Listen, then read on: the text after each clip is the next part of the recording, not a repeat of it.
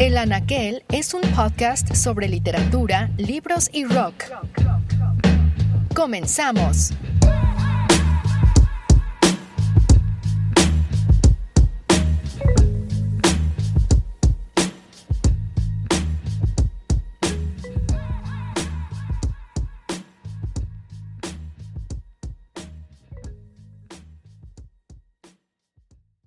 Antes de comenzar, me gustaría contarles que se ha publicado mi nueva novela, Bosques que se incendian, una obra en torno a la memoria que comienza con 4 personajes varados en un hotel extraño llamado el Hotel Hilbert, en el que los huéspedes cambian de habitación cada vez que llega un nuevo cliente.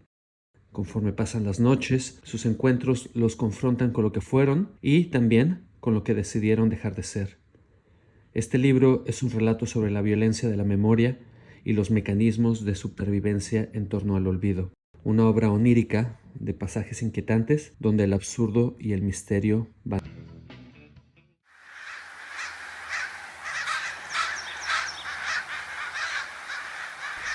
La novela negra nace con Edgar Allan Poe en el siglo XIX.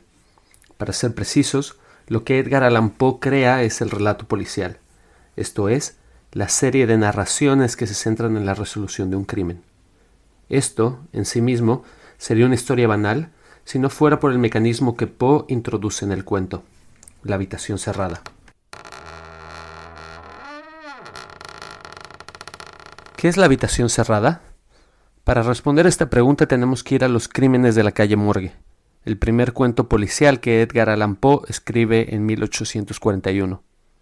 En este, el narrador conoce a un tal Auguste Dupin, un sujeto alejado del mundo para quien los libros son su único lujo. A partir de ese momento, la lectura y la soledad constituirán gran parte del género. El narrador conoce a Dupin en una librería en la que ambos buscan un libro tan raro como notable, y se sorprende, al poco tiempo, de la increíble capacidad analítica de Dupin. Un día, leyendo el periódico, se enteran de un crimen que no tiene explicación. Un hombre ha sido asesinado dentro de su habitación. Lo extraño, sin embargo, es que la habitación se encontraba cerrada. No había nadie que pudiera entrar o salir antes o después del asesinato. No, but I've been told the scent of death makes your blood run cold. Does it? Does it? La habitación cerrada es el punto de arranque del género policial. Un crimen inexplicable. El género nace como respuesta a la novela gótica, tan popular en el siglo XIX y plagada de elementos sobrenaturales. El género policial, entonces, es un regreso a la ilustración, a la idea de que la razón puede explicarlo todo. No es fortuito que Poe comience el cuento con un epígrafe de Thomas Brown. La canción que cantaban las sirenas, o el nombre que adoptó Aquiles cuando se escondió entre las mujeres, son cuestiones enigmáticas, pero no se hallan más allá de toda conjetura. De acuerdo a Borges, Poe no quería que el género policial fuera un género realista, sino quería que fuera un género intelectual. Un género fantástico, si ustedes quieren, pero un género fantástico de la inteligencia, no de la imaginación solamente. De ambas cosas, desde luego, pero sobre todo de la inteligencia. Escuchemos a Juan Sasturain, escritor argentino, hablar al respecto.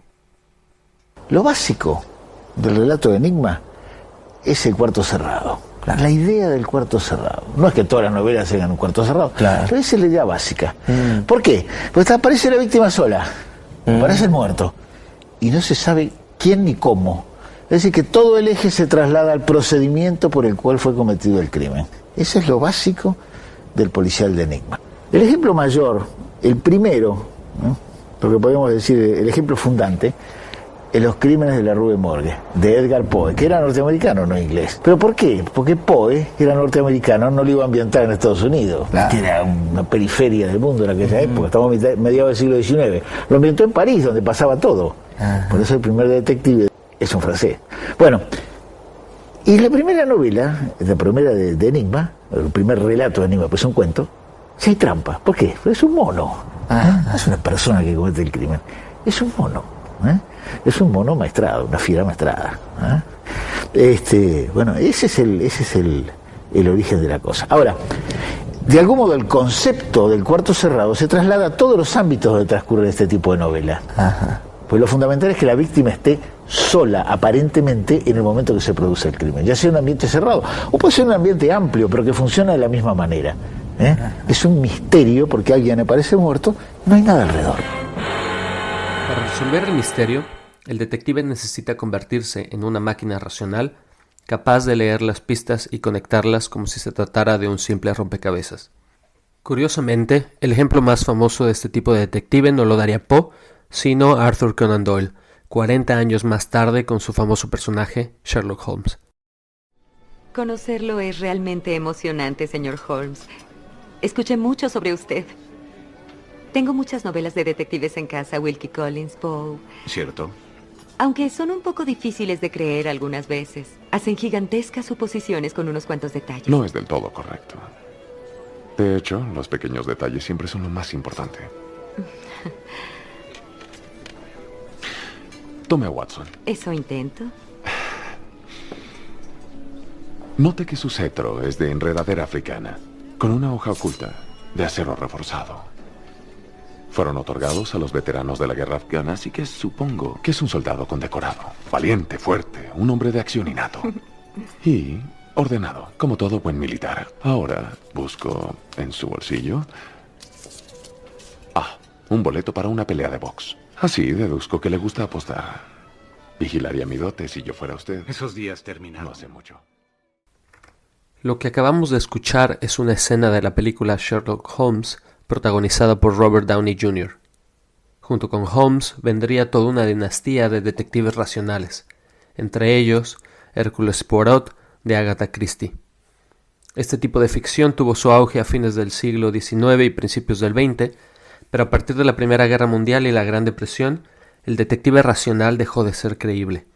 El mundo era mucho más complejo que antes y la corrupción azotaba la vida urbana como un cáncer. En este contexto nace Philip Marlowe, el detective de Raymond Chandler. La obra de Chandler ofrece un giro curioso a la novela policial. El detective, antes una máquina racional, se convierte ahora en una brújula moral. Solo él puede navegar la corrupción de la ciudad a través de algo parecido a la decencia. Dicho con otras palabras, en medio de la corrupción, Marlowe siempre logra hacer lo correcto. El sueño eterno es la primera novela de Philip Marlowe.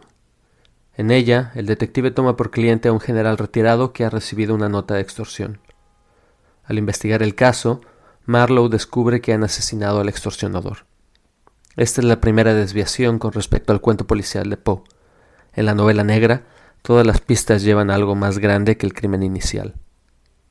Así, Marlowe descubre que hay algo turbio en la desaparición de Rusty, el esposo de la hija del general. Al cuestionarlo al respecto, la hija le pregunta a Marlowe, ¿de qué manera es usted honrado? A lo que él responde, dolorosamente. Así avanza nuestro detective, con un dolor moral en el costado. En todo caso, la premisa inicial que planteó Poe se respeta. Lo extraño, lo misterioso, siempre tiene una explicación. Lo que esto nos ofrece es una suerte de esperanza. El mundo y sus hechos pueden ordenarse y ser explicados. Chandler se sacrificaba muchísimo para escribir. Chandler era un hombre que se tomaba la literatura muy, muy en serio. Empezó a publicar a partir de los 45, como sabes, y parece que cuando estaba en Hollywood se encerraba todas las mañanas, él no quisiera hacerlo, prohibiéndose escribir cartas, prohibiéndose escribir nada que no fuera literatura, y no le salía. Y eso te bloquea más, tenía que pelear contra este bloqueo así de la inspiración muy fuerte. Es un tipo que no cree en la justicia, propiamente dicha, funcional, la justicia institucional, pero cree en una justicia poética de alguna extraña manera. Tampoco cree en hacer justicia de propia mano. Pero viste que permite al asesino que tome sus propias medidas. Y en ese sentido es muy interesante porque actúa como un dios muy menor, porque él nunca se siente importante. Y yo pensé en algún momento que de alguna forma él mismo descubre antes de tiempo, antes de que se lo ponga, la teoría del caos. Y viste que la teoría del caos dice que si no te metes, las cosas van a encontrar su justo curso y van a encontrar su camino. Es decir, ¿no? Si interferís en una situación caótica, del caos, digamos, atmosférico, natural, entonces perturbás todo ese sistema, pero si dejás que fluya, el sistema encuentra su flujo natural. Y yo creo que de alguna manera él encuentra la respuesta a estos crímenes y deja que la cosa fluya, no denuncia.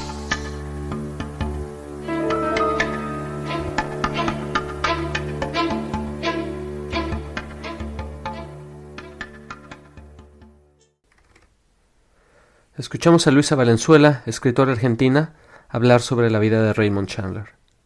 Sabemos, además, que fue un alcohólico gran parte de su vida y que tuvo una relación complicada y extraña con su esposa, 20 años mayor que él y madre de uno de sus compañeros en la guerra. Chandler sería un escritor tardío. Su primera novela se publicaría a los 51 años y, a partir de 1944, el escritor comenzaría a trabajar en Hollywood como guionista, lo que le aseguraría una posición económica holgada. En esa época, Chandler se compra una casa en La Joya, California, con una impresionante vista al mar. De esta época podemos leer la mayor parte de su correspondencia. En una de sus cartas escribe al respecto de otro escritor: «Tengo la impresión de que es un hombre bastante triste, bastante solitario».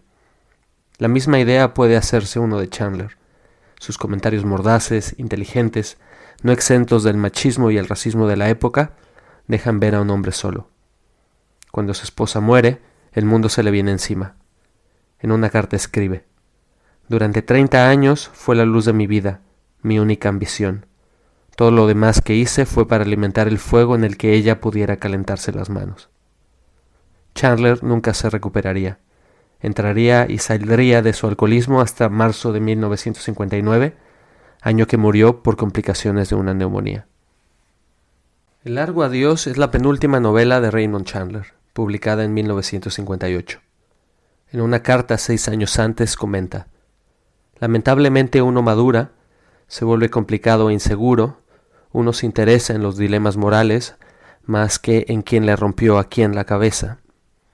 Escribí la obra como quería escribirla. No me importó si el misterio era bastante obvio, pero me preocupé por la gente, por ese extraño mundo corrupto en el que vivimos, y cómo cualquier hombre que trata de ser honesto al final parece sentimental o directamente idiota. Basta de eso». La novela, El largo adiós, es muy diferente al resto. Basta decir que el caso involucra a Philip Marlowe de manera indirecta. No hay un cliente de por medio, sino un amigo, un tal Terry Lennox, con el que ha tomado algunas copas un par de veces y que un día le pide que lo lleve a Tijuana. Marlowe sospecha lo que ha pasado.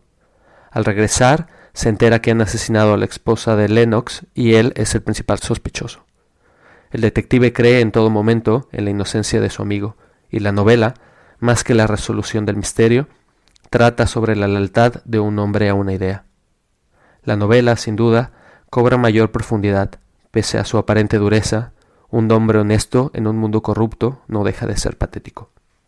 Escuchemos a la escritora argentina Ana Kazumi hablar de esta novela. El tema sí es que en esta novela, El largo adiós, que es el número 6, se escribe en el 51-52. Es difícil el proceso de escritura de esta novela. Yo creo que hay varios factores, pero uno es, por supuesto, el género ha madurado, incluso tanto que ya hace falta un poquito, algún paso más. Pero hizo una gran apuesta, uno tendría que decirlo, en comparación a los otros, justamente por invertir mucho en el personaje de Marlowe. Tenemos a un Marlowe que ante la pregunta ¿pero quién sos? ¿De dónde sos? No responde con un sarcasmo muy fácil, así como un esquivo, sino que cuenta en un momento, nací en Santa Rosa, California, un lugar en el medio del norte de California, nada que ver con Los Ángeles. Mis padres no viven más, no tengo hermano ni hermana, nunca me casé. Estoy así. Y es un momento bastante intimista, y así como ese momento hay muchos. Él, en definitiva, conoce a alguien por accidente, conoce a Terry Lennox en un estado repugnante, uno podría decir. Está en un Silver Wraith, Rolls Royce, de los autos más lujosos que hay, pero casi no puede quedarse dentro del auto por la borrachera que tiene encima. Para colmo, en ese momento, Marlowe, por casualidad, delante de la escena, está la borrachera, el bochorno, la incapacidad realmente de hacer frente a un momento absolutamente social, pero protocolar en un Los Ángeles así fantasiosa de los muy, muy ricos, que la mujer que está con él, que de hecho es su mujer, Sylvia Lennox, se va. se va con otro. Claro. Que es la millonaria en realidad. Ella es la millonaria. Ella es hija de un magnate de los medios, capaz también de controlar a todo lo que sucede en cuanto a información en los medios y acciones de la policía en cuanto a algún caso relevante para su familia, ¿no? Es un manejo de la información que se ve en el magnate de medios en esta novela. Lennox, caído del auto, abandonado por su mujer, humillado, es levantado por Marlowe en esa escena que es la apertura de la novela. Marlowe lo lleva a su casa, le da como una especie de cura de la borrachera y lo manda con un poco de plata de vuelta al mundo.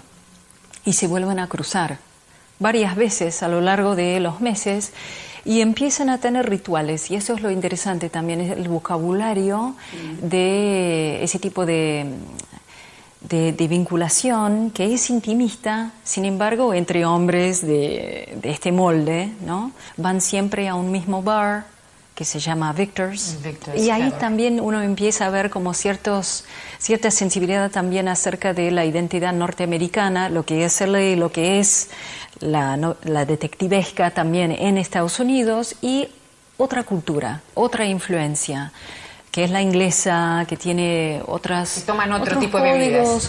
Otras bebidas, obviamente, otras vivencias, otra trayectoria, otra cosa urbana también, que la norteamericana del oeste.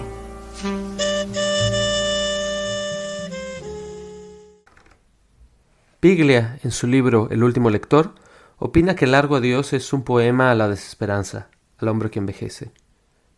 Chandler, además de sus novelas, dejaría varios textos sobre el policial que son referencia para cualquier entusiasta del género. En El héroe notable, por ejemplo, habla sobre el héroe moderno, el detective. En nuestros tiempos, en cambio, los buenos modales suelen dejarse en manos del villano, como una propina sin importancia. El héroe, en lo que respecta a su posición social, puede ser cualquiera. Puede sorberse los mocos, puede ser un pelmazo, puede ignorar las reglas más elementales de la conducta cortés. La simple decencia ya no es en absoluto un requisito necesario. Si es demoníacamente feo, sus aventuras serán tanto más picantes. Incluso puede ser deforme, y su vida se venderá a decenas de miles. Puede ser visco, cojo, puede usar ropa no hecha a la medida, puede fumar en la iglesia, puede disparar a los zorros, puede burlarse de las mujeres y desdeñar a los ancianos, puede hacer cualquiera de esas cosas prohibidas, por hacer la menor de las cuales le retiraríamos el saludo a nuestro amigo más querido, y aún así puede hechizar a voraces multitudes. No nos importa nada su ropa, ni sus modales, ni sus antecedentes, ni sus acciones. En esos aspectos todos somos tolerantes. Pero hay una cualidad que le pedimos. Debe ser una persona notable. Importa muy poco dónde se apoya su destino, en el arte, las finanzas, el deporte, la política, la exploración, el galanteo o el crimen, pero su intelecto debe tener la hechura de los grandes. Pensemos en Philip Marlowe y en cómo se desvía y se conecta al mismo tiempo con el primer detective que leímos en Edgar Allan Poe. Marlowe y su grandeza reside, como hablábamos hace un momento, en esta especie de brújula moral en una sociedad cada vez más corrupta. Es un tipo duro, pero al mismo tiempo es sensible, y esto brinda pauta para detectives futuros, como por ejemplo Pepe Carvalho, de las novelas de Vázquez Montalbán. Vive fuera de la sociedad porque la distancia es lo único que le permite mantener esa perspectiva y mantenerse alejado de todas las tentaciones que una sociedad corrupta como Los Ángeles de Chandler ofrece. En un ensayo titulado Comentarios informales sobre la novela de misterio, Chandler ofrece una suerte de decálogo para escribir novelas negras, novelas policiales. Y los puntos más importantes que valdría la pena pensar son los siguientes. Número 1, la novela de misterio debe tener motivaciones creíbles, tanto en la situación inicial como en el desenlace. Y aquí en varias de sus cartas Chandler se pone a analizar diversas novelas que ha leído y es uno de los principales puntos que critica, cómo las motivaciones del crimen no son creíbles, son totalmente fantásticas o, como decimos en México, sacadas de la manga. Número 2, dice, el relato de misterio debe ser técnicamente correcto en lo referente a los métodos de homicidio e investigación. Nada de venenos fantásticos ni de errores como una muerte por dosis insuficiente. En otra de sus cartas se queja de las serpientes trepando por el cordón de la cortina, por ejemplo, o la tarántula que avanza lentamente sobre la cama. Todo este tipo de recursos para él son incorrectos y dejan ver la falta de imaginación del escritor. Número 3, debe ser realista en cuanto a la caracterización, la ambientación y la atmósfera. Debe describir personas reales en un mundo real. Y yo creo que este es el principal cambio que Chandler propone con respecto a lo que habíamos visto de las novelas policiales iniciales, en las que la policía es completamente honesta, los malos son malos, los buenos son buenos, y hasta ahí. Y lo que sucede con este género hardboiled que Chandler participa es que el mundo es completamente distinto y las fuerzas en las que se mueve el detective lo llevan por claroscuros que se parecen mucho a lo que hoy conocemos como el mundo real. Número 4. La novela de misterio tiene que tener un argumento válido aparte del elemento de misterio.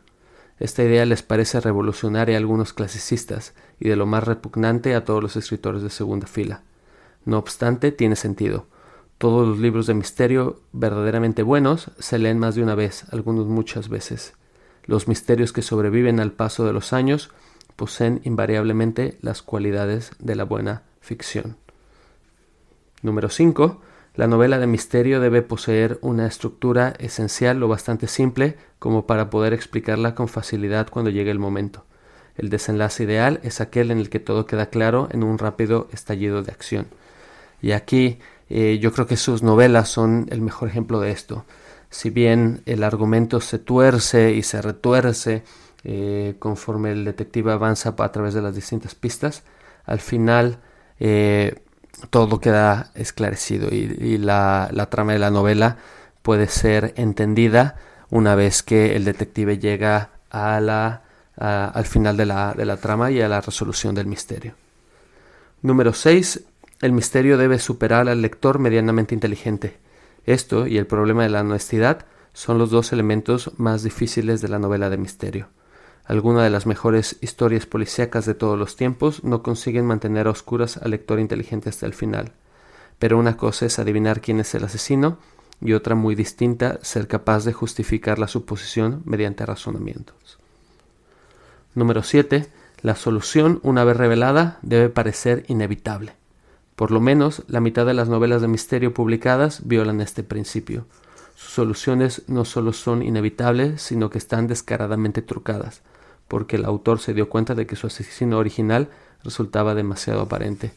El clásico Deus ex machina. La novela de misterio no debe pretender hacerlo todo a la vez. Si se trata de un enigma que se desarrolla en un clima mental frío, no puede ser a la vez una historia de aventuras violentas o de pasiones encendidas. Una atmósfera de terror destruye el pensamiento lógico. Si la historia versa sobre las intricadas presiones psicológicas que impulsan a la gente a cometer un asesinato, no puede incluir al mismo tiempo los análisis desapasionados del investigador profesional. Básicamente lo que Chandler dice es limítense a un solo mecanismo y no mezclen distintos temas y ni distintos artificios dentro de la misma novela. Número 9. La novela de misterio debe castigar al criminal de un modo u otro, aunque no necesariamente por medio de los tribunales de justicia. En contra de la opinión popular, eso no tiene nada que ver con la moralidad. Forma parte de la lógica del género. Y aquí yo diría que probablemente esa es una de las reglas que han cambiado conforme ha evolucionado la novela negra. Sabemos que ese castigo al criminal no necesariamente llega, ¿no? Y al final lo que sucede muchas de las veces es que los personajes lo único que logran es sobrevivir a fuerzas que a veces son más grandes que ellos. Número 10. La novela de misterio debe ser aceptablemente honrada con el lector. Eso se dice siempre, pero pocas veces se captan todas las implicaciones. No basta con presentar los hechos, hay que presentarlos honradamente y debe tratarse de hechos a partir de los cuales se pueda hacer la novela negra. Y hace un momento leíamos algunos de los consejos de Raymond Chandler para escribir una novela policíaca. Me gustaría cerrar ese segmento o esa parte con un comentario final que él hace sobre la también llamada novela de misterio. Y dice: la paradoja es que, aunque su estructura casi nunca se sostiene bajo el atento escrutinio de una mente analítica, atrae precisamente a ese tipo de mentes, más que a otras. Por supuesto, siempre está el lector sediento de sangre y el que se interesa por los personajes y el que busca experiencias sexuales de segunda mano. Pero todos estos lectores juntos apenas representarían una pequeña minoría en comparación con el tipo de gente avisada a la que le gusta las historias de misterio, precisamente por sus imperfecciones. Hay que decir que se trata de un género que jamás se ha pulido del todo, y los que han profetizado su decadencia y caída se han equivocado precisamente por esa razón. Puesto que el género jamás se ha perfeccionado, tampoco ha quedado fijo. Los académicos nunca le han puesto encima sus manos muertas. Sigue siendo fluido, demasiado variado para clasificarlo fácilmente, ramificándose en todas direcciones. Nadie sabe con exactitud qué hace que funcione y no posee ninguna cualidad concreta que no falte en ninguno de los mejores ejemplos.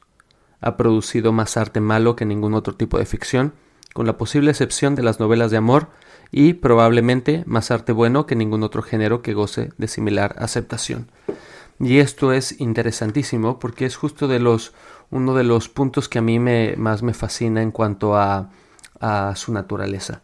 Creo que la novela negra es un género, como decía Chandler, fluido, y sus convenciones se subvierten todo el tiempo. El tipo duro, por ejemplo, muestra en un destello notas de ternura, el perseguido se vuelve el que investiga, el detective se convierte en el criminal, etc.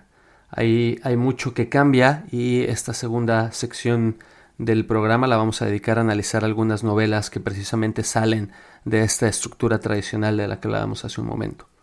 Hay un ensayista que se llama Frank Kermode que decía que una consecuencia de la formación del canon es que, más allá de que el canon se conforme por algún digamos académico o alguna autoridad, existe fundamentalmente por su presencia y compañía con otros. En este caso, el canon de la novela negra se forma a partir de los diálogos que la misma novela negra establece con otras novelas similares.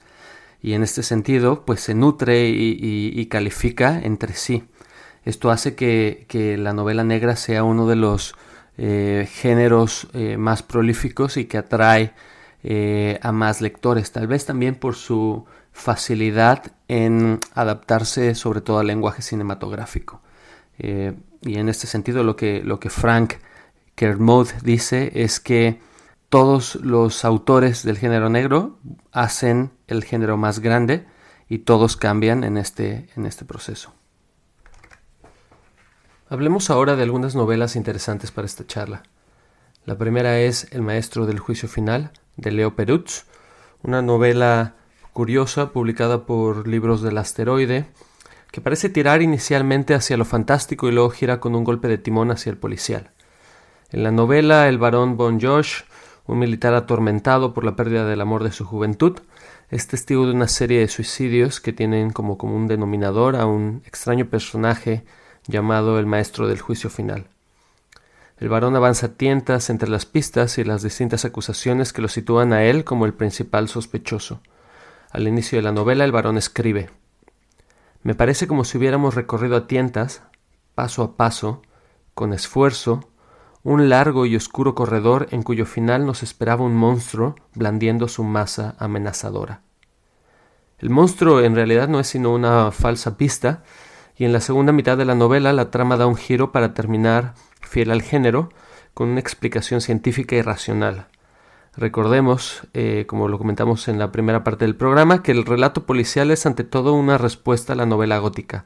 En este género la razón se sobrepone siempre a la superstición y lo inexplicable es arrinconado por la luz de la razón. Escuchemos ahora a Pablo de Santis, escritor argentino, darnos un breve perfil de quién era Leo Perutz. El volumen número 27 de la colección El Séptimo Círculo, que dirigían Borges y Bioy Casares, corresponde a El Maestro del Juicio Final de Leo Perutz. Perutz es un escritor checo de orígenes judíos y lengua alemana. Esto lo comparte con Kafka, ¿no? Nació en Praga en 1884 y escribió sus novelas en alemán. Mal estudiante, no llegó a cumplir sus estudios regulares, de manera que solo pudo asistir a la universidad como oyente. Sin embargo, parece que fue un genio de la matemática y hasta el final de los años 30 se usó en el mundo de los actuarios de las compañías de seguros un método estadístico que lleva su nombre. Este método lo desarrolló mientras trabajaba como actuario en la sede de Trieste de Assicurazioni Generali, la misma compañía de seguros en la que trabajó Kafka, pero Kafka en Praga. Perutz perteneció al mundo de la vida intelectual de Viena, hasta que en el año 38 la anexión a Alemania lo obligó a emigrar a Palestina. Todas las tramas de Perutz nos obligan a vacilar entre una explicación racional y otra puramente fantástica. El narrador del Marqués de Bolívar, por ejemplo, es el único sobreviviente de una masacre inexplicable durante las guerras napoleónicas, en la que un regimiento alemán es diezmado por guerrilleros españoles mal armados y peor entrenados. La explicación está en la capacidad de un misterioso marqués para imponer ya muerto su voluntad. Otra de sus novelas, para dar una idea del tipo de literatura que hacía Perutz, es El Tizón de la Virgen, en la que un noble administra a un pueblo entero, una que está en su dominio, ¿no?, una droga para que aumente su religiosidad. La droga está basada en un hongo del trigo que ya conocían los antiguos griegos y que produce alucinaciones.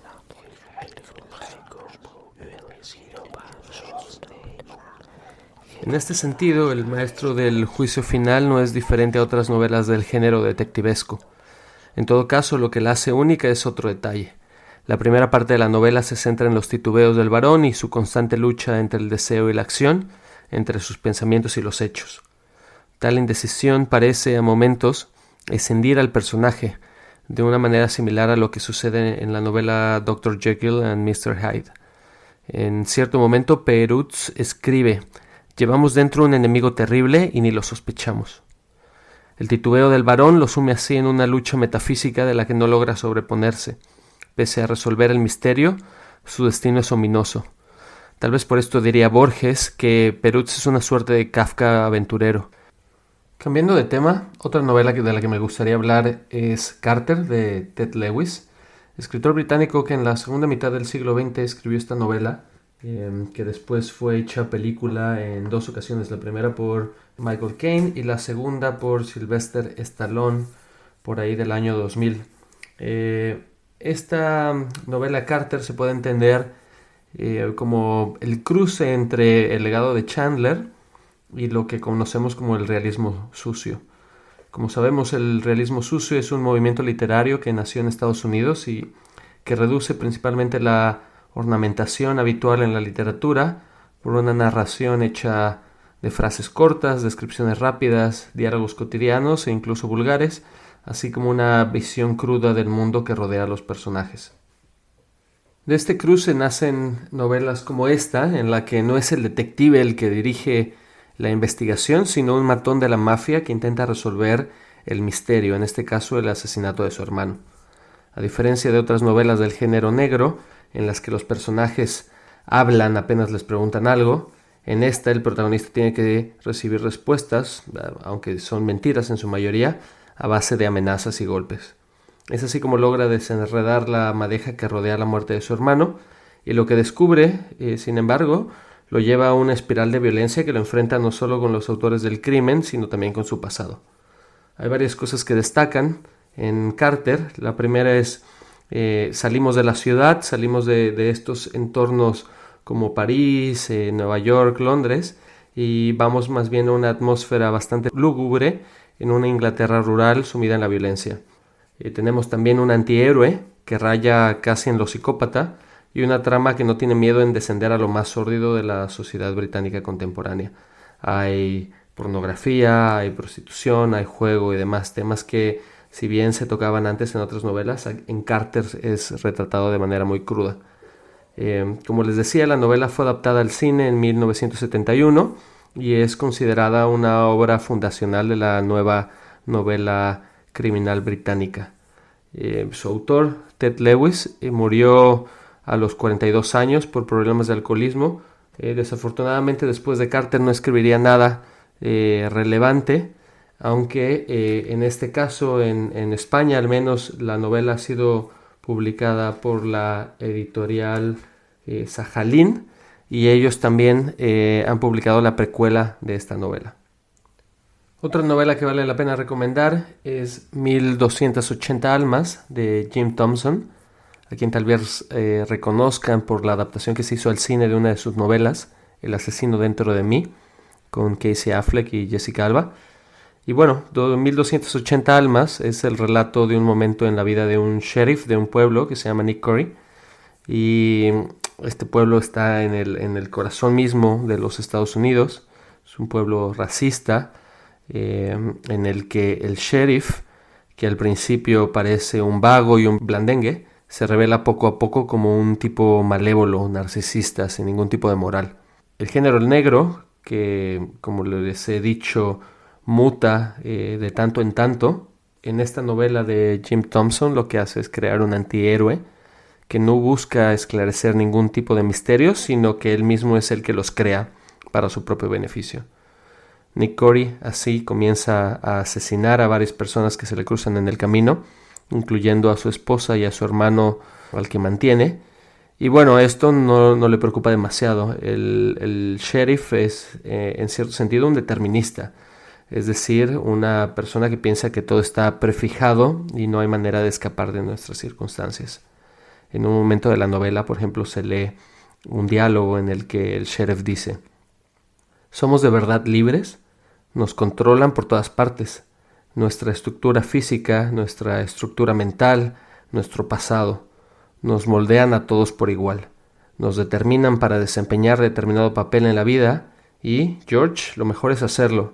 Llenar el agujero o como mierda quieras llamarlo, porque si no, se derrumbará el cielo y nos caerá encima. Lo mejor es hacer lo que hacemos o nos lo harán a nosotros». Que en cierto sentido no es otra cosa que este punto de vista de que si no chingas te terminan chingando, ¿no? Entonces, este antihéroe al final, pues la novela avanza hacia un final abierto que en cierto sentido subvierte el género y nos hace renunciar a la idea de que todo quedará solucionado, ¿no? Thompson parece sugerir que lo único que importa es sobrevivir para estos personajes. Pasando al género negro mexicano, tenemos la novela por antonomasia, El complot mongol, de Rafael Bernal, publicado recientemente en España por Libros del Asteroide. En esta novela, Filiberto García es convocado por el gobierno para investigar una serie de rumores que involucran a China con el posible asesinato del presidente de Estados Unidos y su contraparte mexicana. A García, pistolero de la revolución con un pasado lleno de horrores y una pila de muertos en su espalda, lo ponen a trabajar con el FBI y la KGB para resolver el caso. Yuri Herrera, en el prólogo, escribe que el complot mongol puede ser visto como el rito de paso entre las promesas de la revolución y la corrupción actual del Estado mexicano. Decía Chandler que toda novela policíaca necesita un buen motivo, y en esta me parece es el deseo de poder el que mueve toda la trama. Hay otros detalles que destacan.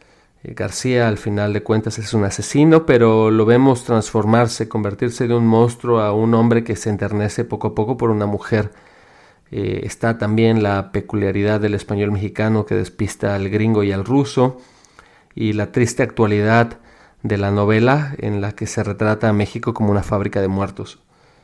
Así vale la pena leer o releer El complot mongol como una excelente novela negra, pero también como un documento de nuestra necropolítica. Esto es la idea de que para el poder unas vidas tienen valor y otras no. Para otra sugerencia de una novela negra mexicana, escuchemos a mi cuate Darío Salapa, escritor mexicano, que se aleja del lugar común que les acabo de aventar y nos habla de otra novela que vale la pena revisar. No hay destino que valga. Tengo que desenredar esta madeja de brazos y piernas que me ha caído encima. Pero el colchón y la piel ablandan a cualquiera. La respiración pausada de una mujer desparramando su orfandad por el pecho de un hombre no es un destino. Es la única historia que se ha contado siempre. Una habitación de un hotel sin nombre. Una mujer y un hombre que al terminar de arrojar sus fluidos, confiados, se duermen en los brazos del otro, sin temor a que una navaja les rebane el pescuezo. No se trata de un signo, más bien de la repetición de un acto reflejo. Este es el inicio del capítulo 10 de la novela Espectáculo para avestruces de Imanol Canellada. Considero no solo esta novela, sino a toda la obra que Imanol ha desarrollado como el eslabón que revitaliza el género negro en México. En un momento en el que el género parece estar en boga de nuevo y en el que las filas de escritores no dejan de engrosarse, las novelas de Imanol Canellada marcan un alto y nos obligan a repensar cómo debemos y queremos contar nuestra realidad.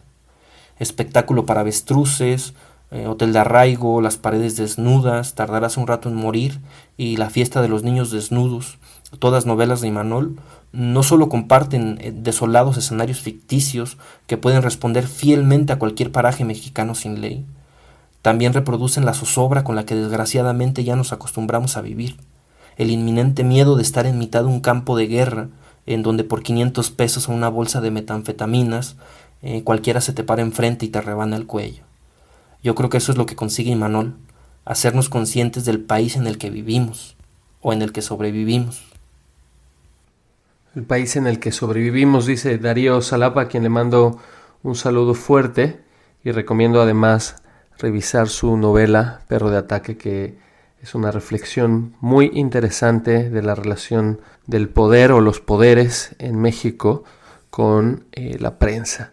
Entonces echen un ojo a la novela de Darío, Perro de Ataque, y valdría la pena que habláramos también del representante cubano de la novela negra, a quien muchos de ustedes ya conocen, Leonardo Padura. Y para hablar de Padura tengo conmigo a Ainhoa Morán, a quien tal vez recuerden del primer podcast de esta segunda temporada hablando de bibliotecas y librerías. Ainhoa, ¿cómo estás? Hola, ¿todo bien? Aquí, emocionada de volver. Bueno, me da risa porque esto de volver suena como demasiado formal y en realidad estamos en la sala de mi casa. Emocionada de haberte visitado para comer quesadillas. Pero bueno, hablando del tema de Padura, entiendo que eres una lectora entusiasta. Sí, o sea, la verdad empecé hace poco, en 2016, a leerlo. Y la verdad es que como te engancha tanto con eso de Mario Conde, que es su personaje estrella, ese detective, te dan ganas de seguir leyéndolo, ¿no? Entonces si te engancha ya te vas de largo. Entonces, no es que soy experta, pero ya pues te apasionas. Algo que me llama la atención del detective Mario Conde es que en realidad no es un detective, es un policía y trabaja en cierto sentido dentro del sistema. Claro, o sea, es como que un policía convertido, o sea, que lo convirtieron en detective, ¿no? O sea, cuando ya salió, entonces lo llevaron hacia ese camino y él se fue convirtiendo en un detective ahí como que en el underground. ¿Qué novela de Padura leíste? Bueno, la primera que leí fue La neblina del ayer y la última que me leí, una de las últimas, Adiós Hemingway, que es la que más me gustó. Porque, bueno, cambia la manera de narrar, ¿no? Porque estamos acostumbradas a estar desde los ojos de Mario Conde en los demás libros. Ya en aquí hay una división. Ya, no quiero hacer spoiler porque no me gusta, pero se llama Adiós Hemingway y, bueno, hay dos personajes principales, uno es Mario Conde y el otro es Hemingway. Y eso es todo lo que voy a decir. Algo que me decía un amigo cuando estaba leyendo esta novela de Leonardo Padura, Pasado Perfecto, que fue la primera que leí y me parece que también es la primera del detective Mario Conde, es que lo interesante de de Padura es cómo escribe estas novelas policíacas que describen de manera un poco velada una especie de desencanto de las falacias prometidas por la revolución. Y citándolo, él comenta que el crimen es un mero pretexto para decir lo que todos los escritores quieren decir, sin saltar a la disidencia abierta. Y me llama la atención porque, en cierto sentido, comentaba en un inicio en el programa cómo la novela negra se sostiene sobre el tema del misterio, pero en este caso también hay una crítica social y un mensaje político que se entrevé entre las distintas tramas que Padura toca. Sí, claro, o sea, no, que a través de la ficción ellos lo que hacen también es una crítica a la sociedad de cada país, cómo se está llevando las cosas, y Padura evidentemente muestra lo que está pasando. Y incluso por eso, el año pasado él estuvo en Ecuador mostrando el documental sobre su vida, en el que muchas personas de Cuba lo consideraban como que uno de los autores más conocidos porque se identifican mucho con lo que él narra, con los escenarios que él pone, que a pesar de que son muy duros, porque cuando los lees, o sea, en algunos incluso tú sientes que la ciudad donde él camina está como que en descomposición, pero la gente llega a conectarse con eso, a pesar de lo duro que pareciera, pero es una realidad. En España tienen un premio de novela negra que se llama Premio Pepe Carvalho, o Carballo, que es un premio basado en la obra de Vázquez Montalbán y que hace unos años ganó Leonardo Padura. Y algo que valdría la pena que comentáramos, Ainhoa, es estas características del detective, ¿no? En el caso de Mario Conde, algo que me llamó mucho la atención cuando leía Pasado Perfecto era el hecho de que siempre tenía hambre, siempre estaba pensando en comida, pensaba en lo que iba a cenar esa noche, lo que iba a cocinar tal o cual persona, y en cierto sentido es una imagen, pensándola en la realidad cubana, tal vez incluso triste, ¿no? Pero bueno, así como esto de Mario Conde hay otros detalles, ¿no? Está el Pepe Carballo en las novelas de Vázquez Montalbán, que tiene algo muy similar, pero que él no está pensando solo en comer, sino está pensando también en distintas recetas a partir de distintos personajes, ya sea Carballo yendo a un restaurante y pidiendo una cena o un platillo en específico, y el narrador detallando cómo se prepara ese platillo y todos los ingredientes que lleva, o por el otro lado su compinche diciendo lo que va a cocinar y dando las recetas. Incluso hay un libro basado en todas las recetas de las novelas de Pepe Carballo, que bueno, es para mí algo que rompe un poco con esta imagen típica del detective y nos ofrece una dimensión también distinta de este tipo de personajes. Me parece que tú también tienes por ahí algunas cosas o detectives distintivos que te han llamado la atención. Sí, claro, esa es una de las cosas que destaca de Mario Conde, ¿no? Igualmente, como tú dices, es para mostrar, toda de la mano para mostrar como que la situación en la que se encuentra su país, ¿no? Porque él añora tanto la comida porque es algo que ha perdido, ¿no? O sea, estos platos tan ricos que todos hoy en día pensamos en comida cubana y de una se nos hace agua a la boca, pero la situación en la que él está es como una añoranza, ¿no? Sí, y bueno, y otros detectives, por ejemplo, bueno, una característica además de la comida, ¿no? Como que es esta como nostalgia y este dolor en el que están estos detectives, ¿no? Son personas muy tristes, como te decía antes, son como todo lo contrario a un héroe. En cambio, estamos hablando aquí de unos detectives más como gruñones, que van a resolver el caso, pero a regañadientes. O sea, es como que ya lo voy a hacer, y con dolor, y siempre pensando en las consecuencias, y lo que podrían estar haciendo, por ejemplo, comiendo, o durmiendo, o tomando, como Mario Conde, que también toma mucho.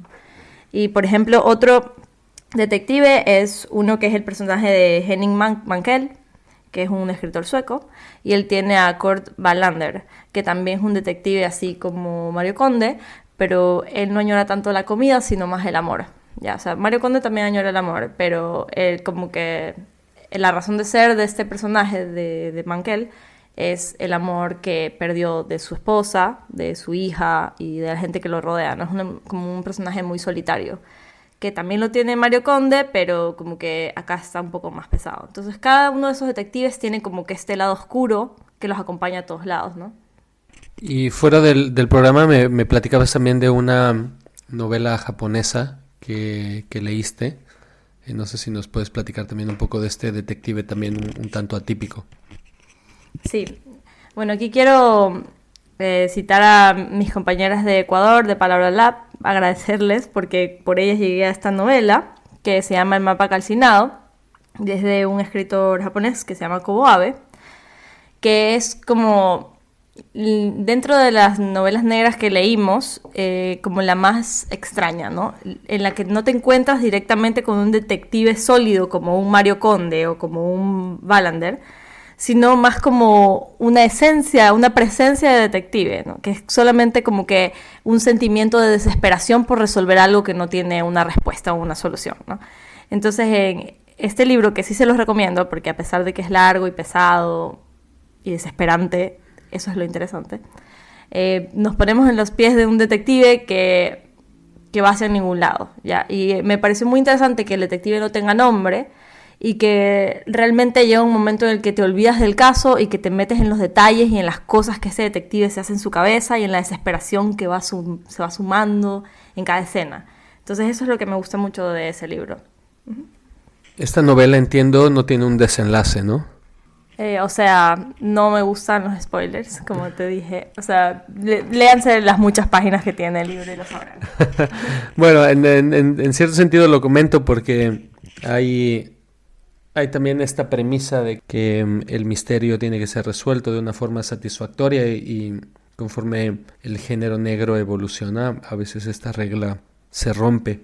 Me interesa, acercándonos ya a la parte final del programa, también hablar de un detalle que no se comenta mucho, pero que es importante por el momento en el que vivimos, que es como o el papel de la mujer en las novelas negras. Y en cierto sentido la mujer en todas estas novelas orbita en dos polos. En un inicio, en el inicio del género como víctima, y poco después, a mediados del siglo XX, como incluso la autora del crimen o la femme fatale, ¿no? En el caso de Chandler es curioso que el detective Philip Marlowe nunca es el que realiza ningún tipo de avance con las mujeres. Siempre es, en cierto sentido, un sujeto que trata de evitar ser seducido por las distintas mujeres a las que conoce.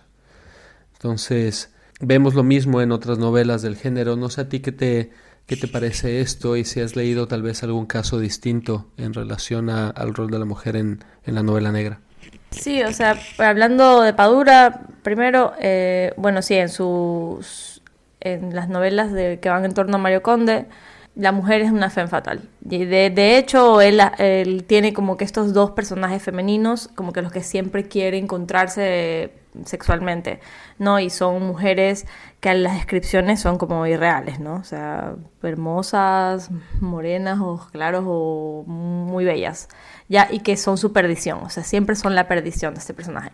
O por ejemplo, en el detective Wallander de Mankell, no aparece tanto como una femme fatale, pero igual su esposa fue su perdición. O sea, siempre es como algo no tan positivo, ¿no? Siempre es su perdición, su esposa, su hija. Entonces es verdad, como que la mujer tiene este papel como un poco no muy agradable. E incluso la última novela que me leí de Padura, es verdad, se da lo que tú dices, que hubo un asesinato de una chica. Y esta chica, o sea, tampoco quiero ser spoiler, pero era como que un personaje femenino como no deseable, ya que casi como que si todo este asesinato hubiese sido provocado por ella, por ser la femme fatale que era. Y eso como que no es muy positivo. Quiero leer un pequeño fragmento de un ensayo de Ricardo Piglia, donde analiza este tema precisamente y dice que en el género y en especial en Raymond Chandler, las mujeres destruyen el valor y la dignidad de los varones. En ese sentido, el título del libro de cuentos de Hemingway es todo un programa, Men Without Women, hombres sin mujeres. Y ya sabemos que no hay una sola mujer en Moby Dick. Estar sin mujeres es la condición de la independencia masculina. El género policial lleva al límite ese imaginario.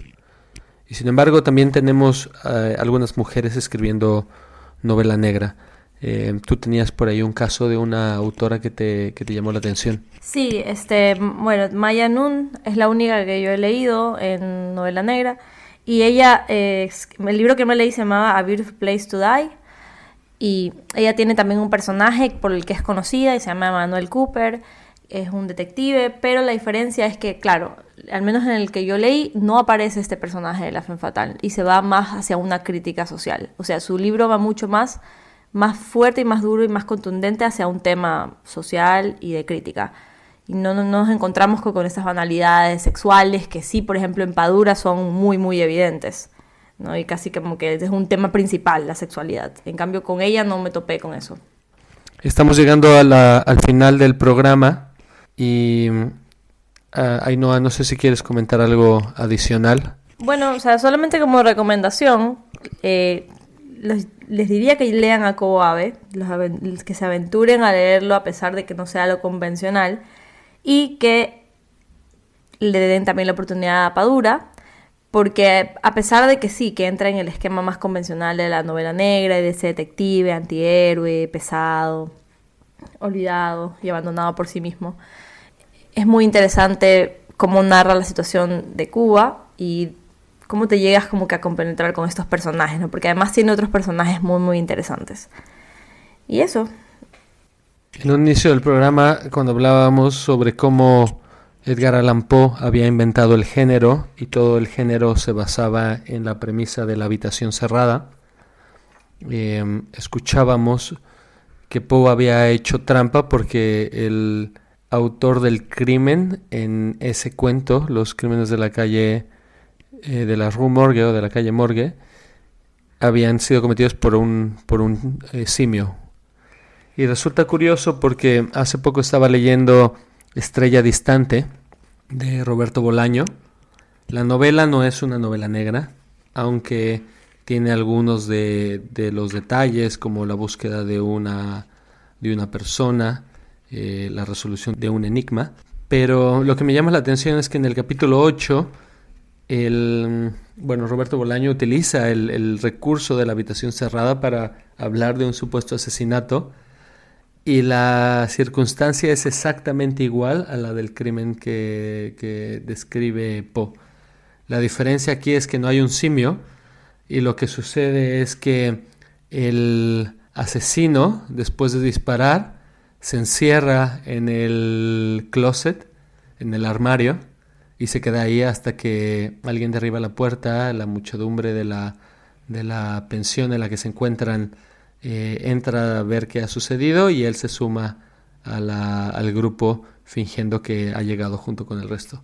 Entonces, esto sirva para decir que la influencia de Poe, más allá del género negro, que es uno de los géneros a nivel comercial más exitosos, incluyendo más bien pensando en las novelas románticas, que serían tal vez por volumen de ventas las más populares, por decirlo así. Después de estas está el género negro, el género policial. Y todo nació en un cuento de Edgar Allan Poe en el siglo XIX. Y la influencia además llega a libros que no necesariamente son del género, como Estrella Distante de Roberto Bolaño.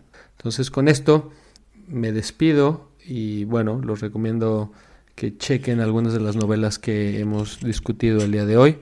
Ainhoa, muchas gracias por acompañarnos en esta noche de mayo. No, gracias a ti de nuevo, muy formal por invitarme y nos vemos la próxima. Sí, los dejamos con una última canción y gracias por escucharnos. Hasta pronto.